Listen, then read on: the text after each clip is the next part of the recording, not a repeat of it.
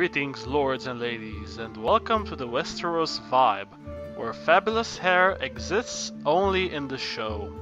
Before we start, I would like to remind you that links to every article or video covered this week can be found in the video description below.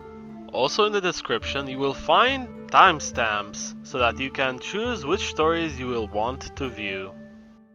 We start off with Game of Thrones Season 6 coming in April, per very revealing promo image.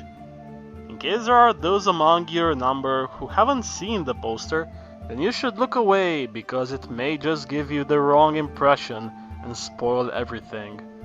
Without further ado, here's the promo image. A bloody Jon Snow with his left eye in shadow, almost like it's covered by a patch. A few aspects of this poster are interesting. Firstly, HBO are apparently confirming Jon Snow's return, which those of us who have been on the lookout for filming details know to be inevitable. However, for the ones in the dark, it may just transmit the importance of his death, which will have massive repercussions felt far and wide. Secondly, the left eye being covered is, in my opinion, a clever allusion to Euron Greyjoy, the Crow's Eye, who covers his left eye with a black patch. If there are any more hints to be extracted from this image, then they are beyond me. Hit me with your best theories in the comment section below. We continue with Season 6 filming winds down as HBO turns the hype up. The hype is of course referring to the promo image that HBO released this week, which we have already covered. As for the filming, it would appear that the Dothraki scenes shot in the Belfast hut are done with, as are the Tommen scenes for this year. Sticking with filming wrap-ups, we have Game of Thrones filming roundup, Feet, Hand and Ghost. The feet are Eugene Simon's and are dirty with the mud of King's Landing following a scene. There are reports of more Winterfell scenes being shot, although the contents are unknown. From this point we are covering spoilers, so leave if you don't want any. You have been warned. They are casting a brown-eyed baby for scene shooting on December 17th. Here are snippets of the press release. Casting call: newborn baby boy with brown eyes.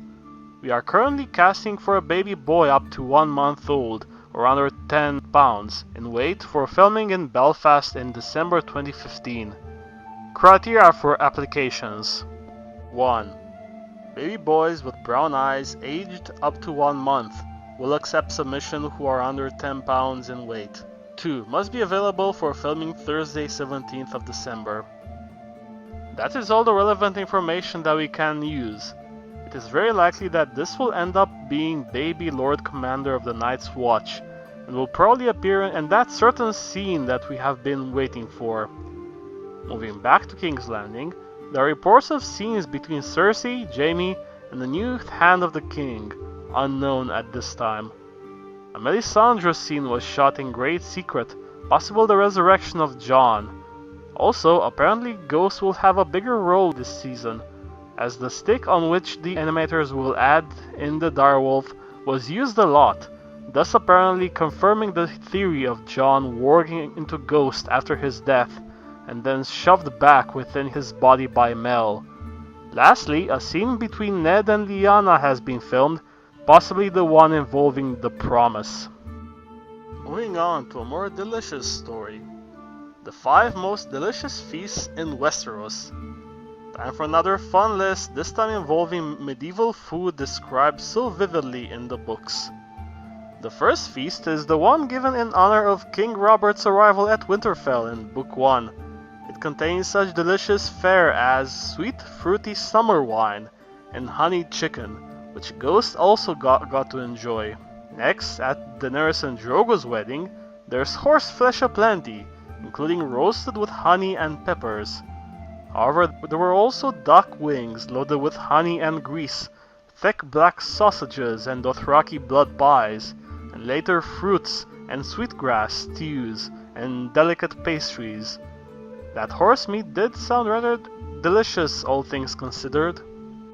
The whole Red Wedding chapter, as well as the ones prior to it, had a suspenseful and wrong atmosphere about them, so it was only fitting that the dishes were not very good. It It featured a thin leek soup, followed by a salad of green beans, onions, and beets, river pike poached in almond milk, mounds of mashed turnips that were cold before they reached the table, jellied calf's brains, and a leash of stringy beef.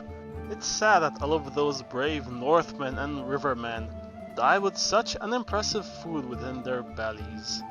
At the Purple Wedding, apart from this strangling wine which provided the best wedding entertainment since Daenerys jumping the fire pit on her new horse, had 77 dishes in honor of the 7 gods, times 11.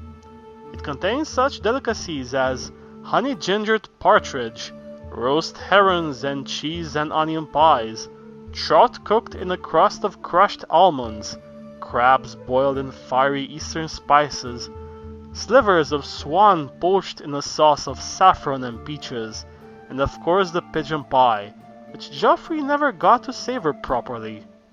Lastly, at the wedding feast of Ramsay Snow and fake Arya, there was one item on the menu which made up for all the uncomfortableness of the situation.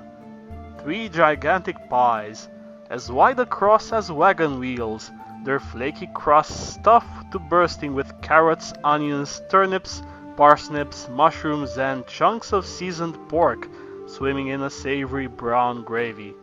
The special ingredient of those pies? Freys.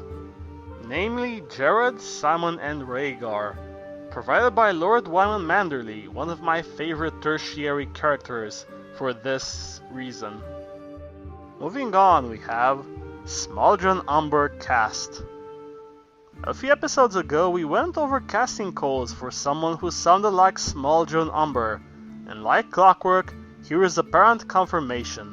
It all started some time ago when a fan posted a photo of a wrapping up party, mentioning that the Smalljon was within it. Recently, the Identity School of Acting has posted the announcement that Dean S. Jagger will be playing a role in Game of Thrones. As he was identified as the second actor in the mentioned picture, it's pretty safe to assume that he will be the Smalljon. In other news, a flurry of activity in Northern Ireland this week, plus new Night's Watch spoilers. The takeaway from that being, spoilers ahead. Watch out. There are reports of scenes being filmed for multiple storylines, including for the Three-Eyed Raven, Castle Black, and for the White Walkers. In another location, Daenerys Unsullied scenes are also being shot. Finally, it is reported that the Castle Black scenes will contain a new Lord Commander, a character with a long history within the show. It's speculated that Alistair Thorne is the logical choice, however there may be surprises in that department. Moving on to Winds of Winter news. And we have book unlikely to be out before Game of Thrones Season 6. X for Peg's late 2016 to early 2017 release. The article deals with a statement made by the owner of the Wars and Politics of Ice and Fire blog, Jeff, which I will now read. If you cornered me, put a gun to my head and told me to tell you how many completed manuscript pages are done for the Winds of Winter, I'd probably say that George is just north of 1,000 manuscript pages, with an expected completion date of late 2016 to early 2017. It is also mentioned that Random House released A Dance with Dragons a mere 7 weeks after they received the manuscript. Jeff also mentioned that, with an accelerated writing schedule, it is possible that the book will be out before Season 6. However, for that to happen, February 23rd is the maximum date for George to send the manuscript. Moving on to the lands of YouTube, we have the following videos to mention. History of Westeros podcasts have released a video discussing the history and relevance of House Royce within the series from its inception to the current situation within the books. Red Team Review has released a short review of Telltale's Game of Thrones Season 1. Emergency Awesome has put out a video discussing the promo image mentioned in this video. Preston Jacobs has released a short addendum to his Genetics of Dragons and War series, mentioning a few scientific facts regarding genetics. That is the news for the week ending on November 29th. I hope you have enjoyed it. If you have, please like, share, comment and subscribe.